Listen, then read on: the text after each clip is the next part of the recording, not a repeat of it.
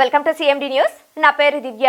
నేటి వార్తా విశేషం. కావలిపట్టణం 16వ వార్డ్ ముసునూరు నందు గల కస్తూర్బా గాంధీ బాలికల ఉన్నత పాఠశాల నందు మెగా పేరెంట్స్ ఇంటరాక్షన్ కార్యక్రమంలో కావలి శాసనసభ్యులు దగ్గుమాటి వెంకటకృష్ణారెడ్డి గారు పాల్గొన్నారు.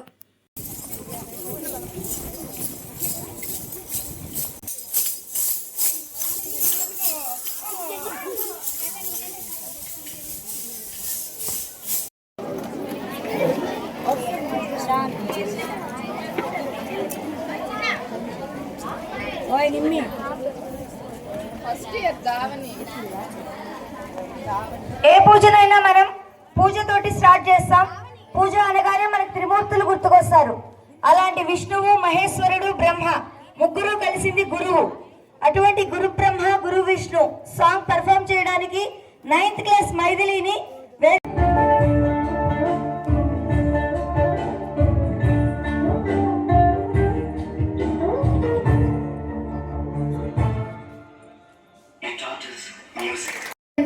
మన చంద్రబాబు నాయుడు గారి హయాంలోనే మేము ఈ పాఠశాలకి రావడం జరిగింది. 2015 ఇక్కడే వసతి గృహం ఏర్పాటు చేయబడి ఉంది పిల్లలకి. అలాగే అన్ని వసతులు అంటే మన ప్రభుత్వం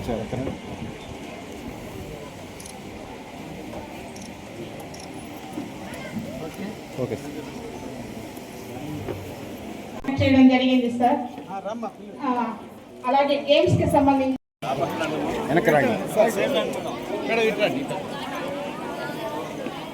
మేడం అందరూ అమిడి జరగండి అందరూ వచ్చేస్తారు. వెనకబండి కొంచెం సార్ కనుక చూడండి.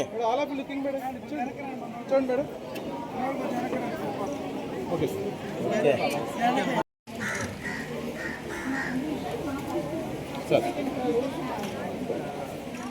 Sir. Adilakshmi. Next musical play V Aruna first place. V Aruna త్వరగా రండి. Second place Padmavathi. Third place వాళ్ళ తరపున 6 మంది విన్ అయ్యి ఉన్నారు. అందరు రండి మా సార్. Okay sir. మన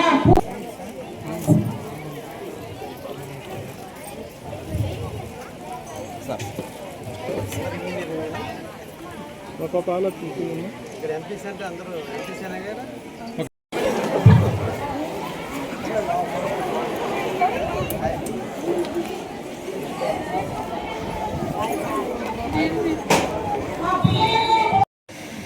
ఈనాటి టీచర్స్ అండ్ పేరెంట్స్ తల్లులు అదేవిధంగా ఉపాధ్యాయులు ఇద్దరితో కలిసి మమేకమైనటువంటి మీటింగ్కి ఇచ్చేసినటువంటి డిప్యూటీ డిఓ గారు, ఎంఈఓ గారు, పట్టణానికి సంబంధించిన వివిధ ప్రముఖులందరికీ కూడా పేరు పేరున స్వాగతం అందిస్తూ ఈనాడు ఇక్కడికి ఇచ్చేసినటువంటి తల్లిదండ్రులందరినీ కూడా అభినందిస్తూ ఈరోజు రాష్ట్ర ప్రభుత్వం శ్రీ నారా చంద్రబాబు గారి నాయకత్వంలో అదేవిధంగా విద్యాశాఖ మంత్రి వెళ్ళినటువంటి నారా లోకేష్ బాబు గారి నాయకత్వంలో పిల్లల యొక్క బాగోగులు, పిల్లల యొక్క భవిష్యత్తు, పిల్లల యొక్క నడవడిక అన్నీ తెలుసుకునేందుకు తల్లిదండ్రులని, టీచర్స్ని ఎవరి బిడ్డల గురించి వాళ్ళు తెలుసుకోవాలి. ఇది ఎదిగే దశ. ఈ దశలో పిల్లల యొక్క అభిరుచులు ఏంటి, ఆలోచనలు ఏంటి, వాళ్ళ విధి విధానాలు ఏంటి, వాళ్ళ జీవితంలో ఏం కావాలని కోరుకుంటున్నారు, వాళ్ళు ఏ విధంగా పెంచితే ప్రయోజకులు అవుతారు, వాళ్ళు క్లాస్ రూమ్లో ఎలా ఉంటున్నారు, లేదా ఇంట్లో ఎలా ఉంటున్నారు, ఇంటి ఎడల ఎలా ప్రేమను పెంచుకుంటున్నారు, క్లాస్ రూమ్స్లో పాఠాలు వినేటప్పుడు ఎలా ప్రవర్తిస్తున్నారు, క్లాసులో ఉత్తీర్ణత పొందటంలో ఏ స్థాయిలో ఉన్నారు, ఇవన్నీ కలగలిపి ఆ బిడ్డ యొక్క భవిష్యత్తు కోసం టీచర్స్ తల్లిదండ్రుల నుంచి మాట్లాడుకోవాలి. అదేవిధంగా టీచర్స్ కూడా తల్లిదండ్రులను అడగాలి ఆ బిడ్డ యొక్క పర్సనాలిటీ ఏంటిది, వాళ్ళ ఆలోచనలు ఏ విధంగా ఇంట్లో ఎలా బిహేవ్ చేస్తున్నారని తెలుసుకోవాలి. ఈ రెండు ఇటువైపు టీచర్స్ అటువైపున తల్లిదండ్రులు తెలుసుకోవడం జరిగితే ఆ పిల్లవాడి గురించి లేదా ఆ పాప గురించి ఎక్కువ విషయాలు సేకరించడానికి అవకాశం ఉంటుంది. రేపటి నుంచి ఆ పిల్లల్ని ఎలా చూడాలి, ఎలా పెంచాలి, ఎలా ప్రయోజకులు చేయాలో ఆలోచన తల్లిదండ్రులుగా మీకు లేదా పాఠాలు చెప్పేటువంటి గురువులకి ఆ లక్షణాలు బోధించాలని తెలుసుకోవడానికే ఈ రోజున ఈ కార్యక్రమాన్ని పెట్టడం జరిగింది. మనకి నానుడు ఉంది, మాతృదేవోభవ, పితృదేవోభవ, ఆచార్య దేవోభవ. ఒకటే, మన తల రాతను రాసేది బ్రహ్మ, మన జన్మనిచ్చింది మన తల్లి, మన కోసం తపన పడేవాడు తండ్రి. తరువాత మనతో ఉన్నత స్థాయికి ఎదగాలని ఈ ముగ్గురు తలరాత తపన అన్నీ కలగలిపితే ఒక గురువు. ఆ గురువు అంత గొప్ప వ్యక్తి. సమాజంలో రకరకాల గురువులు ఉన్నారు. తల్లిదండ్రులు కూడా గురువులు. మనకు నడక నేర్పారు, మాటలు నేర్పారు, ఎలా ఉండాలో నేర్పుతున్నారు. ఇల్లు కూడా మనకు గురువులే. పాఠ్య పుస్తకాల్లో ఉండే పాఠాలు చెప్పే ఈ గురువులు పాఠ్య పుస్తకాల్లో ఉండే పాఠాలే కాకుండా జీవితంలో ఎలా ఉండాలి, ఎలా నడవాలి, పెద్దల మీద ఎలా ప్రేమ ఉండాలి, తోటి విద్యార్థులతో ఎలా మెలగాలి, కష్టం వచ్చినప్పుడు ఎలా నిలబడాలి, పడిపోయినప్పుడు ఎలా లేచి నిలబడాలో నేర్పుతారు. మోసపోయినప్పుడు ఇంకొకసారి జీవితంలో మోసపోకుండా ఉండాలంటే ఏమి చేయాలో నేర్చుకుంటాం. అన్ని రకాల దాని యొక్క పాఠ్య పుస్తకాలే కాదు, అన్ని లక్షణాలు నేర్పేటువంటి దేవాలయం ఈ సరస్వతి ఆలయం. ఈ రోజున గురు పౌర్ణిమ అంటే గురువుల రోజు. ఈరోజు గురు పౌర్ణమి నాడు అంటే గురువులు అంతరికంటే గొప్పవాళ్ళు. అందుకనే మీరు రోజు చదివేటువంటి శ్లోకాల్లో శుక్లాం భరధరం విష్ణు శశివర్ణం చతుర్భుజం ప్రసన్న వదనం చేయనటువంటి దాంట్లో ఈ రోజున మనం నేర్చుకునేది గురువు విష్ణువు గాను బ్రహ్మ కంటే శివుడి కంటే కూడా అందరూ కలగలిపితే గురువులో చూసుకోండి. ఆ గురువే నీకు దేవుడు, గురువే విష్ణువు, గురువే పరబ్రహ్మ, గురువే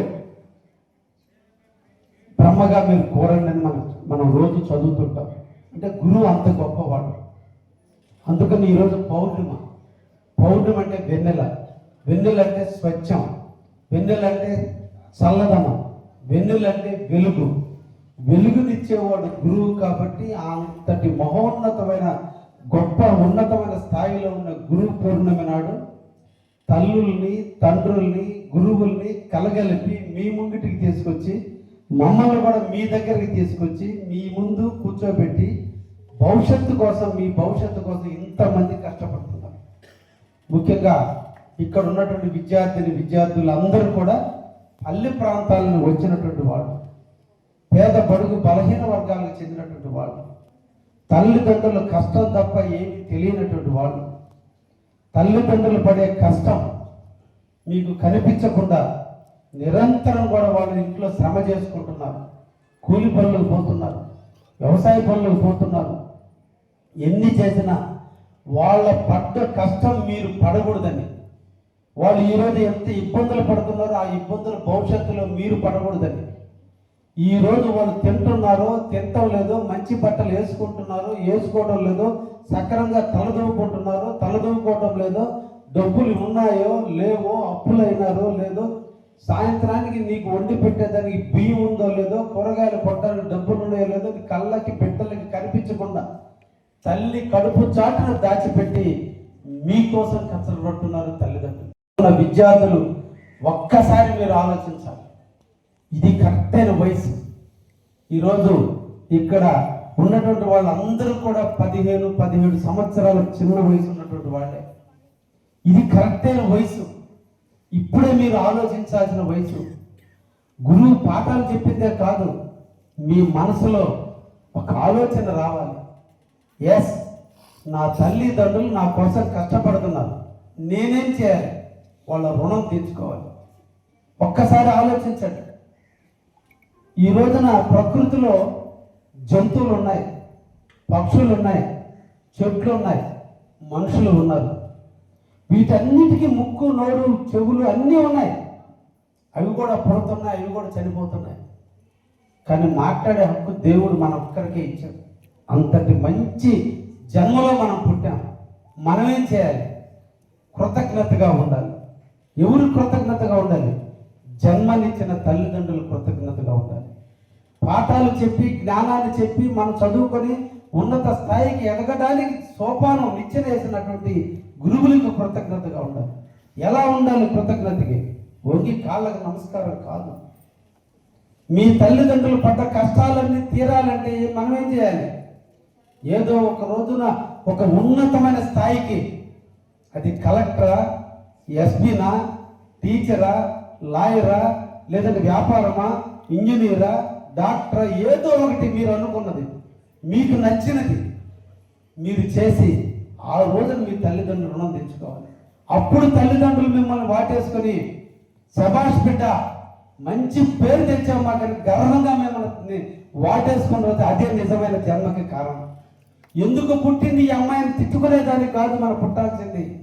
మీ అమ్మ నాన్న ఊరు మొత్తాన్ని చెప్పుకొని శభాష్ నా బిడ్డని అందరి దగ్గర మీ తల్లిదండ్రులు తలెత్తుకునేటట్టు మనం చేయాలి. ఊరంతా మీ అమ్మ నాన్న పిలిచి శభాషయ్య మంచి కూతుర్ని కన్నా, అటువంటి కూతుర్ని కన్నందుకు నీ జీవితం ధన్యమైందని చెప్పి నీ తల్లిదండ్రులు పొగిడిన రోజు అది నువ్వు రుణం తీర్చుకోవటం. ఈ రోజున ఈ టీచర్లు ఉన్నారు, వాళ్ళ బిడ్డలు ఎక్కడో చదివించుకుంటున్నారు. ఉదయం నుంచి సాయంత్రం వరకు మీతో కలిసి ఉంటున్నారు, మీకోసం కష్టపడుతున్నారు. మీరు ఎదగాలని వాళ్ళ బిడ్డలు ఎక్కడో వదిలేసి మిమ్మల్ని బిడ్డలుగా చూసుకుంటూ, కన్న బిడ్డలు పక్కన వదిలేసి కన్న బిడ్డలుగా మిమ్మల్ని భావిస్తూ మీకు కోసం మిమ్మల్ని చదివించడం కోసం వాళ్ళు కష్టపడుతున్నారు. వాళ్ళకి మీరు ఏమిచ్చి రుణం తీర్చుకోవాలి? మేము పలానా టీచర్ దగ్గర చదువుకున్నందుకు మేము ఈ స్థాయికి వచ్చాం, ఆ తల్లి వల్లే మేము ఈ స్థాయికి ఎదిగామని టీచర్లకి రుణం తీర్చుకోవడం అంటే అర్థం మీరు ప్రయోజకులు అవ్వాలి. ప్రయోజకులు అవ్వాలి అంటే ఇప్పుడే మీరు ఆలోచన రావాలి. ఆనందంతో స్టార్ట్ అయితే జీవితం కష్టాలు పాలవుతుంది. ఈరోజు ఫ్రెండ్స్తోనో లేదంటే సినిమాలు చూడటమో లేదా సెల్ ఫోన్లు వాడటమో, గురువులు తెలియకుండా బ్యాగుల్లో సెల్ ఫోన్ పెట్టుకొని తల్లిదండ్రులు తెలియకుండా సెల్ ఫోన్ చూడటమో ఈ రోజు సుఖం రేపటి కష్టానికి దారితీస్తుంది. మీ జీవితంలో 25 సంవత్సరాల వయసు వచ్చేంత వరకే చదువులైనా ఏమైనా అన్ని అయిపోయింది, తీరిపోయింది. ఇంకా మీరు 50 ఏళ్ళు బతుకుతారు సుమారు. రేపటి 50 ఏళ్ళు మీరు సుఖంగా బతకాలంటే ఇప్పుడు కష్టపడాలి. మీ తల్లిదండ్రులు మిమ్మల్ని బరువులు వేయమంటోలే, మీ బరువుని మీ తల్లిదండ్రులు పోస్తున్నారు. ఆ బరువుని దించాలంటే 25 సంవత్సరాల వయసు వచ్చే లోపలే మీరు ఒక ఉన్నతమైన స్థాయిలో ఉద్యోగాన్ని సంపాదించుకుంటే అప్పుడు తల్లిదండ్రులు మీ బరువు తీర్చిన వాళ్ళు అవుతారు. లేదంటే జీవితాంతం ఆ తల్లిదండ్రులు మీ బరువుని మోస్తూనే ఉండాల్సిందే. ఆలోచించాలి మీరు. కాబట్టి ఈ వయసులోనే కలలు కనండి, ఈ వయసులోనే ఆలోచన పెంచుకోండి. ఎస్, నా బాడీకి నేను ఇది చదివితే బాగుంటుందని కలలు కనండి. ఆ విషయాన్ని మీ తల్లిదండ్రులతో ధైర్యంగా చెప్పండి, మీ గురువులకి చెప్పండి, వాటి గురించి మాకు సమాచారం తెలియజేయండి చెప్పండి. దాని గురించి మీ తల్లిదండ్రులతో చెప్పండి. మీకు తెలిసిన వాళ్ళ ద్వారా ఏం చదివి ఏ స్థాయికి రావాలంటే ఏం చేస్తే బాగుంటుందని అడగడం నేర్చుకోండి. ఒట్టి 360 రోజుల్లో 270 రోజులు స్కూల్స్ జరుగుతాయి, 270 రోజుల్లో 50 రోజులు సెలవులు పోతాయి, 220 రోజులు గురువులు పాఠాలు చెప్తారు. ఆఖరికి 3 గంటల పాటు ఎగ్జామ్ రాస్తాం. ఎగ్జామ్స్లో పాస్ అవడం గొప్ప కాదు, జీవితంలో పాస్ అవ్వాలి. ఇది పాస్ అవడం గొప్ప కాదు, రేపటి జీవితంలో పాస్ అయితే నీ కష్టపడి పెంచి నీ తల్లిదండ్రులకు నువ్వు రుణం తీసుకుని అవుతావు, నీ ఊరికి నువ్వు రుణం తీసుకుని అవుతావు. నీ కోసం ఈ ప్రభుత్వం ఇంత కార్యాలయం కట్టించి, ఇంత ఆఫీసులు పెట్టి, ఇంతమందిని టీచర్స్ని పెట్టి, మీకు భోజనాలు పెట్టి, బట్టలు పెట్టి, మీకు పుస్తకాలు ఇచ్చి, బ్యాగులు ఇచ్చి, మిమ్మల్ని నిద్రపుచ్చి మీకు చదివిస్తున్నట్టు దానికి రుణం తీర్చుకోవాలంటే మీరు ఉన్నత స్థాయికి రావాలని ఈ సందర్భంగా విద్యార్థులందరినీ కోరుకుంటూ, జీవితంలో అపజయంతోనే మొదలవుతుంది. పుట్టినప్పుడు మీరు ఆ అక్షరం నేర్చుకున్నారా, ఏ అనే అక్షరం నేర్చుకున్నారా? పుట్టినరోజున మీరు దోగాటం నేర్చుకున్నారా, నడక నేర్చుకున్నారా, మాట నేర్చుకున్నారా? తల్లిదండ్రులు ఒక్కసారి మీరు ఆలోచించండి. ఈరోజు ప్రభుత్వాలు ఇన్ని బిల్డింగ్లు కట్టించి ఇంత చేస్తూ కూడా మేనిఫెస్టోలో తల్లికి వందనం ఇస్తాము, మాకు అవకాశం కల్పించడని చెప్పి మా అధినేత శ్రీ నారా చంద్రబాబు గారు ఒక పిలుపుతో తల్లులందరూ ఆశీర్వదించారు, సేవ చేసే భాగ్యాన్ని నాకు కూడా కల్పించారు. మా యువ నాయకుడు లోకేష్ బాబు గారు చెప్పినది చెప్పినట్టుగా తల్లికి వందనం. ఈ రోజున ఒక్కొక్కరికి ఎంతమంది పిల్లలు ఉంటే అంతమందికి కలిపి ఈ రోజున మీ అకౌంట్లో వేయడం జరిగింది. ఒక్కసారి ఆలోచించండి, జన్మనిచ్చింది మనం, మన బిడ్డను మనం ప్రయోజనం చేసుకోవాల్సి ఉంటే మీకు తోడుగా మీ ఇంటి బిడ్డగా ఉండాలనే ఉద్దేశంతో ఈరోజు లోకేష్ బాబు గారు ఎంతమంది బిడ్డలు ఉంటే అంతమందికి పేమెంట్ ఇచ్చారు. 15,000 ఇస్తా అన్నారు, 13,000 ఇచ్చారనే ఆలోచిస్తున్నారు. మీ అకౌంట్లో, తల్లుల అకౌంట్లో బిడ్డల పాకెట్ మనీ కోసం, బిడ్డలకు కావాల్సిన కాస్మెటిక్ కోసం, బిడ్డలకు కావాల్సిన ట్రాన్స్పోర్ట్ సౌకర్యాల కోసం 13,000 రూపాయలు ఇస్తే, మీ బిడ్డల యూనిఫామ్ కోసం, మీ బిడ్డల పుస్తకాల కోసం, మీ బిడ్డల యొక్క షూ కోసం, మీ బిడ్డలకు సంబంధించిన టై కోసం, మీ బిడ్డలకు సంబంధించిన బ్యాచెస్ కోసం 2,000 రూపాయలు బిడ్డల అకౌంట్కి వేసి బిడ్డల అకౌంట్ తరఫున వాళ్ళకి ఆ వస్తు రూపాయలు ఇవ్వడం జరిగింది. చెప్పినట్టుగానే 15,000 రూపాయలు ఇవ్వడం జరిగింది. క్యాష్ రూపాయన 13,000 రూపాయలు, వస్తు రూపాయన 2,000 రూపాయలు ఇవ్వడం జరిగింది. మా అందరికి అనిపిస్తుంది, కొంతమంది ఎదవలు కూడా మాట్లాడుతున్నారు 15,000 ఇవ్వచ్చు కదా అని. కారణం, క్లాస్ రూమ్లో చిగురించే వయసు పిల్లలకి, వాళ్ళకి కులం తెలియకూడదు, మతం తెలియకూడదు, పేరెంట్ యొక్క విధి విధానాలు తెలియకూడదు. క్లాస్ రూమ్లో కూర్చున్నటువంటి విద్యార్థులందరూ చదువు మీద మనసు పెట్టాలే తప్ప నా పక్కన కూర్చున్నాడు ఎవడు ఏంటి తెలియకూడదు, మనం నేర్పకూడదు. కాబట్టి అందరికి ఒకే యూనిఫామ్ ఇవ్వాలి, ఒకే పుస్తకాలు ఇవ్వాలి, ఒకే రకమైన షూ ఇవ్వాలి. అదే మనం కొనుక్కోమంటే ఒకరు ఒక రకమైన షూ, ఒకరు ఒక రకమైన డ్రెస్ కొంటే ఈ తారతమ్యతలు వచ్చినప్పుడు చిగురించే మొక్కలాగా చిగురించే పిల్లల్లో ఈ రకమైన నెగటివ్స్ రాకుండా ఉండాలన్న ఆలోచనతో ఈ కార్యక్రమం సేకరించడానికి, దానికి పుస్తకాలకి, యూనిఫామ్కి, షూకి, టైకి, బ్యాచెస్కి అన్నిటికీ కలిపి 2,000 కేటాయిస్తూ మిగతా 13,000 రూపాయలు మీ అకౌంట్లో వేసి మీ తల్లులందరికీ అండగా నిలిచిన మీ ఇంటి బిడ్డైన లోకేష్ బాబుని మీరు అందరూ కూడా దీవించాలని మనసారా కోరుకుంటూ, వారు ఇంకా ఇంకా ఇంకా ఇంకా ఎక్కువ పథకాలు మన బిడ్డలకి, మన భవిష్యత్తుకి మార్గదర్శకులుగా ఉండాలని మన అందరం కూడా అతన్ని ఆశీర్వదిద్దామని. అదేవిధంగా ఇంకొక ఉద్దేశం, ఈరోజు బిడ్డ ఎంత ముఖ్యమో చెట్లు కూడా అంతే ముఖ్యం. మన బిడ్డ ఎదిగి పెద్దాడే వృద్ధాప్యంలో మనకి అండగా ఉంటే, ఈరోజు చెట్టు ఒక్కసారి మొక్క నాటి 3 సంవత్సరాలు దాన్ని సంరక్షణ చేస్తే మన బిడ్డ ప్రయోజకుడై మనకి ఎంత సహాయం చేస్తాడో, ఆ చెట్టు కూడా ఫలాలు ఇస్తుంది, పూలు ఇస్తుంది, నీడనిస్తుంది. చెట్లు కొమ్మలు నరుక్కుంటే కలప అవుతుంది, బాణ్యం నరుక్కుంటే ఫర్నిచర్ అవుతుంది, అన్ని ఆక్సిజన్ ఇస్తుంది. ఈ దేశంలో స్వతంత్రం అంటే వర్షం రావాలంటే ఆక్సిజన్ అవసరం ఉంది. కాబట్టి ఆక్సిజన్ రావాలంటే చెట్లు పెంచాలి, అడవులు తరిగిపోతున్నాయి. కాబట్టి ఈరోజు వాతావరణంలో వర్షాలు మనకు తక్కువ పడుతున్నాయి. కాబట్టి మనందరం కూడా ఇంటికి ఒక మొక్కని, ఒక బిడ్డను సాగినట్టుగానే ఒక మొక్కను సాగితే, బిడ్డలు 25 సంవత్సరాలు సాగితే వాడు ప్రయోజకుడు అవుతాడు. మొక్కను 3 సంవత్సరాలు తాగితే ప్రయోజనం ఇచ్చి, ఫలాలు ఇచ్చి, పువ్వులు ఇచ్చి మనల్ని ఆనందింపజేస్తుంది. కాబట్టి ప్రతి ఒక్కరూ కూడా ఒక మొక్క నాటాలని, రేపటి రోజున మీ బిడ్డల భవిష్యత్తులో ఆ మొక్క క్రమశిక్షణ ఆ పిల్లకు కూడా నేర్పినట్టుగా అవుతుందని, రేపటి ఆ భవిష్యత్తులో ఆ పాపకి మార్కులు వేసేటప్పుడు కూడా మొక్కలు నాటినటువంటి వాళ్ళకి మార్కులు కూడా ఎక్కువగా వేయడానికి అవకాశం ఉంటుందని, ఈ రోజున మొక్కను మీరు అనుకుంటున్నారు మొక్క తెలియదేమని, మొక్కను ప్రతిసారి 3 నెలలకు ఒకసారి QR కోడ్ ఫోటో తీసి హెడ్ మాస్టర్కి పెట్టాలి, ప్రిన్సిపాల్కి పెట్టాలి. మొక్క ఎంత ఎదిగింది, ఎలా ఎదుగుతుంది అనేది కూడా తెలుసుకుంటారు. కాబట్టి మీ ఇంటిలో, మీ పెరట్లో, మీ వామల దొడ్లో ఎక్కడైనా ఒక్క మొక్క దయించి పెంచండి.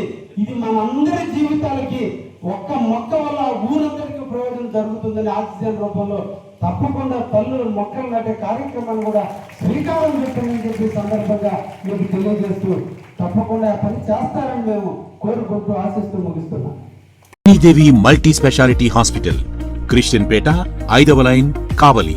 Doctor Battina Narendrababu, MBBS, MS, general and laparoscopic surgeon. మా హాస్పిటల్ నందు అందించు వైద్య సేవలు: లాప్రోస్కోపిక్ ద్వారా అపెండిసెక్టమీ, 24 గంటల కడుపు నొప్పికి చికిత్స, హెర్నియా మరియు పిత్తాశయంలో రాళ్లు తీయబడును, డెంగ్యూ, మలేరియా, టైఫాయిడ్, వాంతులు, విరోచనాలు మరియు అన్ని రకాల జనరల్ కేసులకు వైద్యం చేయబడును. పేగు రంధ్రం పడుట, పేగు మెలికపడుట, పేగుపూత, వర్బీజం, హెర్నియా, నరాలు ఊపడం, హైడ్రోసిల్, థైరాయిడ్ ఆపరేషన్లు చేయబడును. పైల్స్, మొలలు, ఫిషర్, లూటీ, లైపోమా, కొవ్వుగడ్డలు వీటికి చికిత్స చేయబడును.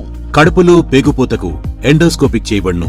శరీరంలో ఇతర కురుపులకు వైద్యం చేయబడును. అన్ని రకాల పాయిజన్ కేసులు చూడబడును. పాము కాటు, తేలుకాటుకు ప్రత్యేక వైద్యం. మా హాస్పిటల్స్ ప్రత్యేకతలు: ICU, lab, AC and non AC rooms, 24 గంటలు మెడికల్ షాప్. అత్యవసర కేసులు అన్ని వేళలా చూడబడును.